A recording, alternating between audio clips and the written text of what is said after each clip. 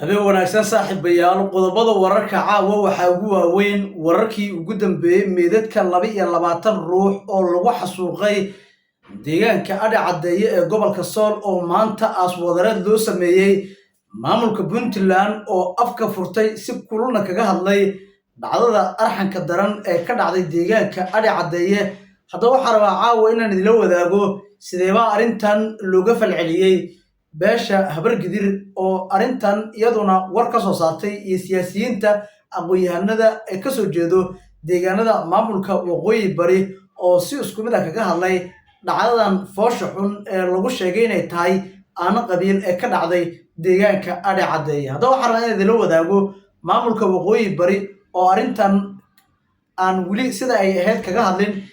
Somaliland oo aan ka hadlin dowladda federaalka oo maanta si laga yaqiiqsado arrintan kaga hadashay kadib markii wasiirkii arrimaha gudaha ee dalka mar wax laga weydiiyay xaaladda Adhe Cadeeye iyo sidoo kale dhacdada murugada leh ee dagaal beeleedyada laga soo warinayo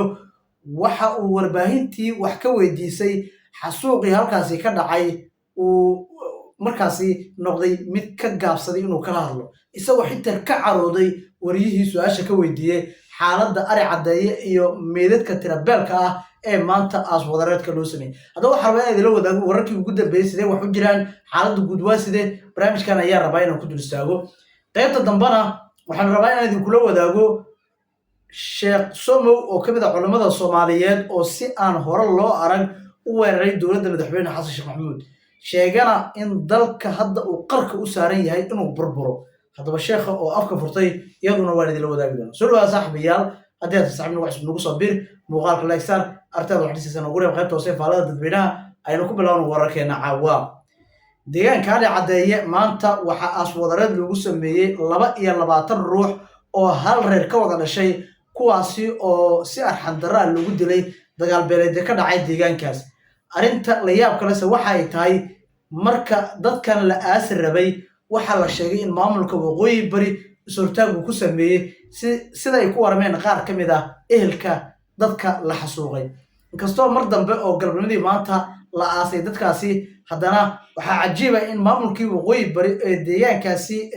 markaas dhacdadu ka dhacday ka arimiyo in ilaa iyo hadda wax tallaabo ah oo muuqato uusan qaadin balse maamuladii diriska la ahaa ay qaadayaan tallaabooyin muuqda sida maamulka Puntland wasiirkii warfaafinta maamulkaasi afka ayuu furtay waxa uu sheegay in Sool Puntland ay ka tirsan tahay ninka sidaas leh hore wuxuu soo noqday wasiirka warfaafinta ee maamulka waqooyi bari dhacdadan ayaa uu si carale kaga hadlay waxaana uu sheegay in Puntland tallaabo ay qaadayso lala xisaabtami doono cid walba oo ku lug lahayd dhacdadaasi fooshan waxaan rabaa inaan idila wadaago wasiirka warfaafinta ee Puntland laakiin waxaan rabaa inaan ka hormariyo codkiisa oo aan rabay inaan qaybta dambe kula wadaago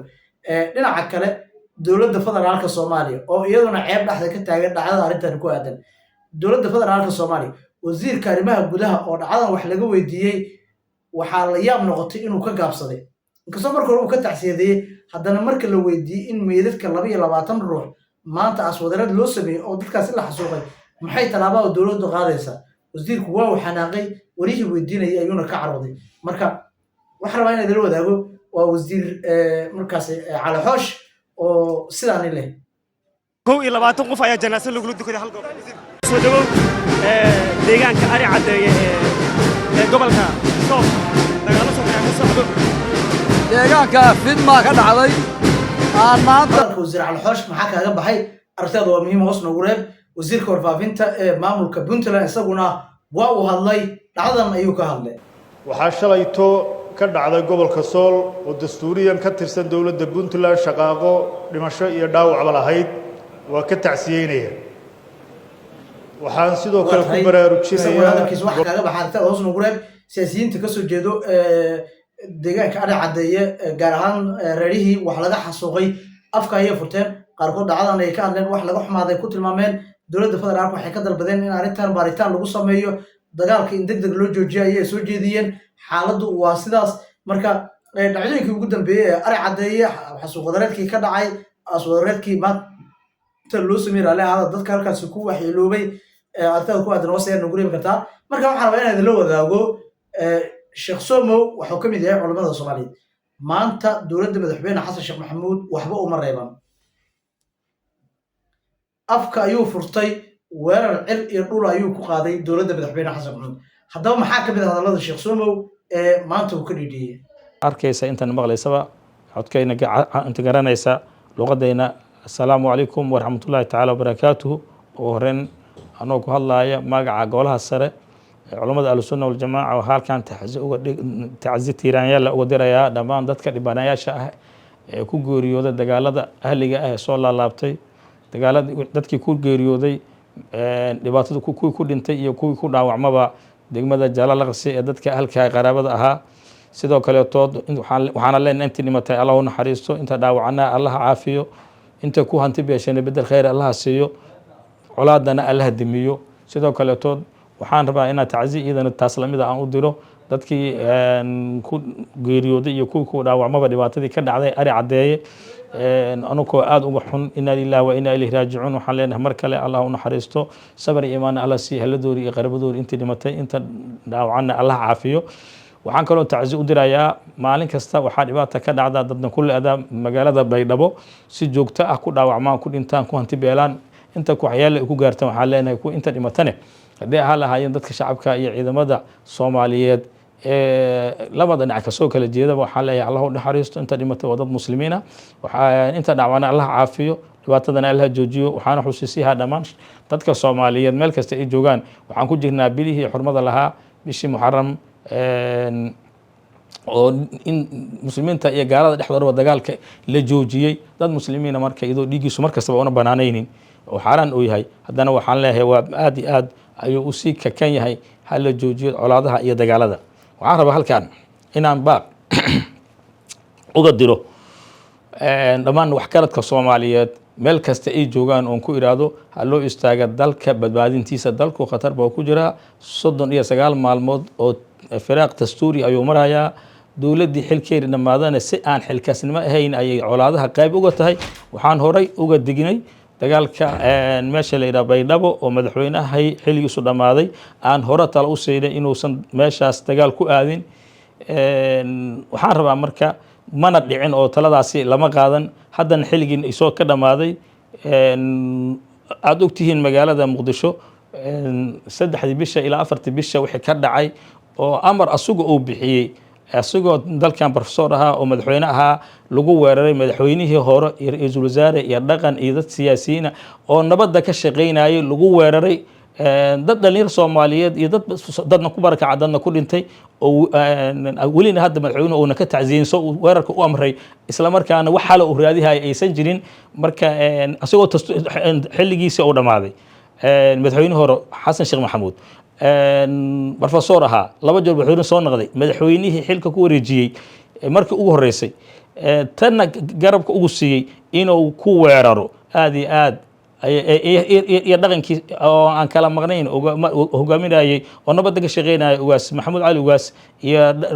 ugaaskii beesha mursade ra'iisul wasaare Xasan Cali Khayre iyo 70 qofood oo wax garad oo halkaas la joogtay hal Allah inuu yiraahdo iyo madaxweyne Sheekh Sharif inta la joogtay hal Allah hala soo afjar uu yiraahdo dagaalkaas oo galo ilaa haddana waxaa aan laga gaarin dadka Soomaaliyeed waxaan rabaa inay yiraahdo ninkii ka shaqeeyay waxa la oo laga sugayo ma jiraan waxaan leenahay in dadka Soomaaliyeed culimadooda dhaqankooda siyaasigooda ganacsatadooda gabdhahooda dhammaan in loo istaago joojinta colaadaha in loo istaago sidii dalkan firaaqa dastuuriga looga bixi lahaa oo dowlad shaqeysa si degdega loo heshiis loogu naqal lahaa iyadoo waxa laga sugayo aanaysan jirin cid martay hogaankii dowladii hore oo intaas hadda ku kacay waxaan rabaa fariin gaar ah inaan u diro Sheekh Aadan Madoobe waxaan naqatay macallin dugsi Quraan waxaan ku yeertay magac sheekh oo nin kutubta wax ka fahmaya tahay laba jeer ayaa dalkan ka soo naqatay ugu yaraan gudoomiye baarlamaan in dhowr jeer ay waxaan naqatay ku sima madaxweyne qayb inaa ka naqato maanta dhiiga Baydhabo ku daadanayo oo madaxaada u daadanayo aad iyo aad waxa looga xumaado waayo waxa dhibaato ah dastuurkii ku falaaday ee dhibaatadu ay ka dhacday oo aan la isku raacsanayni qofka ugu horeeya oo ku gubtay dhibaatadiisa dhaqatay sababtoo dhiigga baydhabo ku daadanaya dastuurkaas ayaa lagu baneystay adaan idoon kooran jirin ansixiyey adaa dhibaatadaas geystay haddana aakhirana dhibaataa ku taal adduunyadan dhibaataa ku taal magac daraa ku taalla waxaanu leeyahay laakiin weli caymashaa leedahay albaabada toobadu waa furan yihiin walaal kow iska casil xilka aad sheeganayso si xal loo gaaro lamo dastuurkii kooranka aan lahayn ee aad sixisay ee dhibaatada ku taagantahane ilaah uga tooba keen saddex oda soomaaliyeed tahay intaas markaad ummadda u cadayso ummadda Soomaaliyeed waxay diyaar ku tahay inay ku wareegsatay walaalo xalka qayb ka noqo walaalo xalka qayb ka naqee dhibaatada qayb ha ka naqeenin intaasna si saaxiibnimo iyo ahlnimo oo waliba aan shaqada madoobo aan saaxiib gaar aan haajirnay waxaan kuugu la talihayaa aakhiradaada u baq adduunyadaada u baq dadka Soomaaliyeed na waxaan leeyahay dhammaan toorba dalku wuxuu u baahan yahay badbaado waxaan rabaa inaan fariin gaar u diro maamulada Hirshabeelle iyo Galmudug haqaadina wadada Baydhabo dadka Soomaaliyeed ee deegaanadaas jooga waxay raali ku yihiin waxay heshiis ku yihiin hal lagu doorto maamulka soo socdo taladaasaan siinayaa waa in laga fogaado colaad waa in dhiigda laga fogaado waa in dib u dhac laga fogaado waxa la yiraahdaa as-sa'iidu maw'ida bigayrihi kan dhuruubo waa kii qeyrkiisa lagu waaniyay waxaan leeyahay waxa Baydhabo ka dhacay kuwaana qaata waxa oo Muqdisho ka dhacay madaxweynihii dalka ninkii laba jeer soo noqday حتى حلكو كذا ماذا كبعدي مدحوينه مرك أقول سواء دكتورك كوا حلك كوا رجيء رئيس وزاره يدقن أو كوارري إلى الآن كوانا قاتي وحوانا أو لقسوق أنا مجنان وحارب أقول ميس إن عيدا ماذا قلب كسيدا ملك استيجوجان مجا علماء الصوماليات مجا قولها سري مجا عيجا أنكو جارسيو فرينتتن ولا ليال وحاول أرتين قرنك وما دارنا إن شخص حلكي صدام ماذي أما ورتي سأكون شغيسين قيبها كان قنا دجال هذا في ندى أو قاب بيليد كسعودة أو قاب كسعودة أفكار ديني أو الانحرافي أو اللي بدل إن كاستمركوا وحمر رايو قف كديجيس وحبنا مجو بنيسانا ورتوا أخو قال محومنا يا مركو حلا عيد ما قرن كاتهين عيد خلد دواخل حكتوا بكينتو عيد كلا تودك جوتنا وهم هاد علينا قيبها كان قنينا أوامر خلد هك قادنا دولة حل غير رمادي ee qayb ka naqda xalka waxa leen ku talagalay dalka difaaciisa gudaha iyo dibisa cadowga in laga difaaco inaad madaxweyne Soomaaliyeed nin soo noqday ra'iisul wasaare dad siyaasiyiin dad dhaqana dad culamaa waa ogtihiin hadda anaka xarunta iyo golaha sare al-sunna jamaa in la bilaqaystay madaxweyne Sheekh Shariif guriga uu deganaa in la bilaqaystay waad ogtihiin in maartay duruustii aan akhrineynay oo bishii Ramadaankan aan ku dhameynay بيش صنفور رمضان إيه شعبان آخرين إيه صنفور كقيب كميدا مارت ياهو كتاب كنسائها كتب كلام بدنا أكون مينا حتى ابن باجة صعد أو صعد الجراحة دي مارت ياهو أن ودنا كتاب كدبيدا ليلا أو عقيدة آخرين إنه ومصطلح حديث آخرين إنه بالنتي بعد شغاغود على إلها أنتوا الحساب دروس سو استكتي وأنا الله بلا غير استهرون شيء حيدابكي waxaana hadda qof kasta soo arki kara oo Soomaali ah oo magaalada Muqdisho jooga meeshii lagu dagaalamay raadkeeda ku yaale hal xabad oo guriyaas ku dhaca ma jiraan falillahi alhamdu ilaa xabad ka soo dhacaysa ma jirin laakiin Sheekh Soomow madaxweyne Sheekh Shariif Qaraaballah ee Sheekh Soomow oo gudoomiyaha ka ah ahlusunna jamaa oo inka fikir duwan oo caqiidahan inka fikir duwan dawladda daatihiin afur daraadira loo bilqaysay loona galay kutubtana loo daadiyay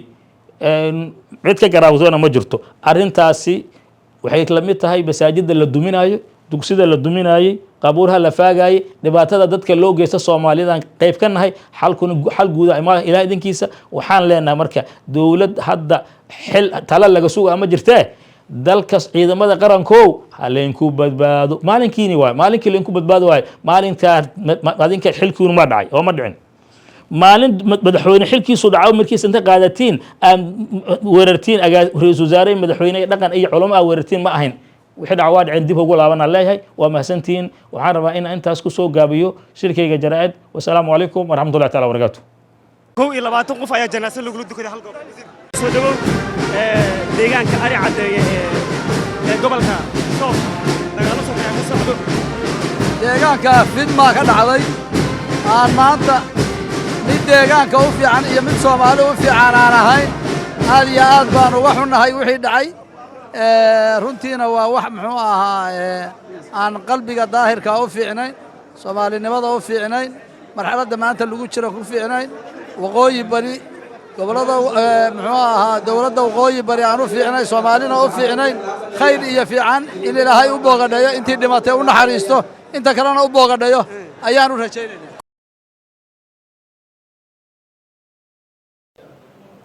waxaan soo noqday wasiirkii warfaafinta ee dawladdii la majara habaabiyey ee SSC Khaatuum alxamdu lilaahi rabbi alcaalamiin والصلاة والسلام على أشرف الأنبياء والمرسلين الحمد لله الذي قدم من شاء بفضله وآخر من شاء بعدله هو الكريم الوهاب ومنزل الكتاب ومجري السحاب هازم الأحساب وخالق الناس من تراب تم كماله وحسن جماله وتقدس جلاله وكرمت أفعاله وأسابت أقواله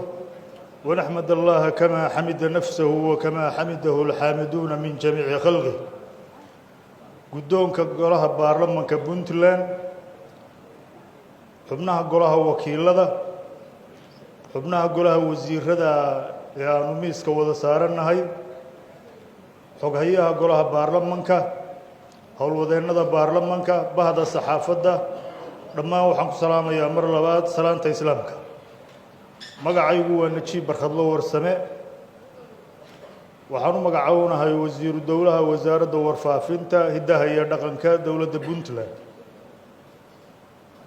waxaan ku dhashay magaalada Buuhoodle ee gobolka Cayn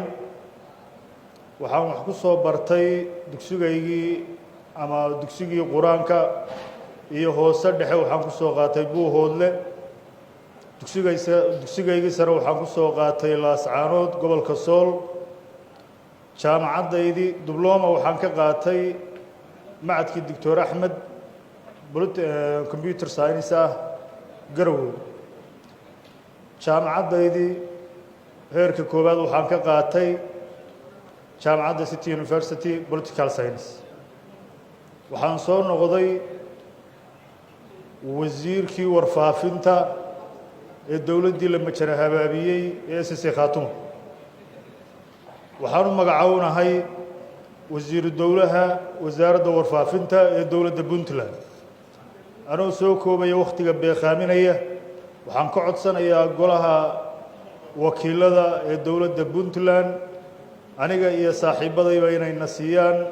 codka kalsoonida inta haddii aan ka gudbo hal qodob oo kale ayaan ku darsanayaa waxaa shalayto ka dhacday gobolka Sool oo dastuuriyan ka tirsan dowladda Puntland shaqaaqo dhimasho iyo dhaawacba lahayd waa ka tacsiyeynaya waxaan sidoo kale ku baraarujinayaa golayaasha dawladda iyo kuwa dhaqanka ee bulshadaba hawshaasi waa hawl aad iyo aad dadka u taabanaysa sidii looga hawlgeli lahaa waajibaadna waa inaga saaran yahay